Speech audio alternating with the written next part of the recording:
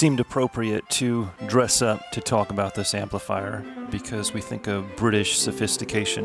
Whenever we think about the difference between a British amp and an American amp, the magic is in the mid-range. So in a British amp, we would say that the mid-range is a little bit more forward or it's louder. In an American amp, we would say it's a little bit more scooped out in the mid-range. So if you think of an EQ curve, an American amp would be kind of, I guess, scooped out like that with bass and treble brighter, and with the mid-range kind of ducked down a little bit. I don't know. British EQ we'd think is more kind of rounded like that, where it's like lower bass and treble and a little bit higher mids.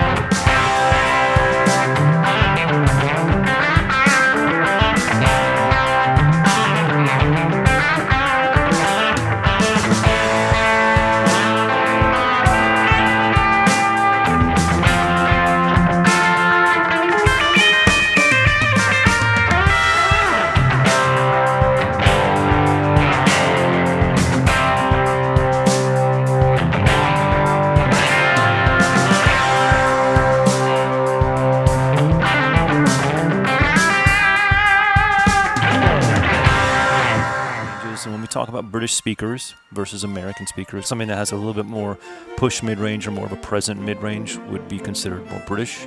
And then something that has a little bit more of a scooped mid-range and a brighter, sharper top end would feel more like an American speaker. As soon as you increase the gain of the amplifier, the flavor of speaker, whether British or American, starts to play in as well. A British speaker is going to have a more mid-range, it's going to have a softer top end, so it normally sounds better with higher gain or overdrive tones because the top end is not quite so sharp.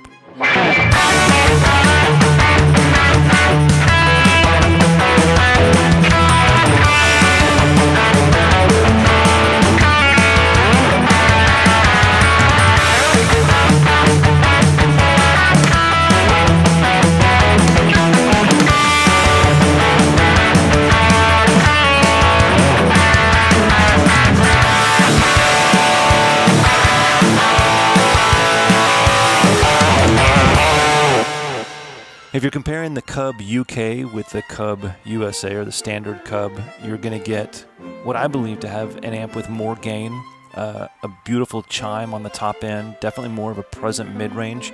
I think it's a little bit grittier of an amp.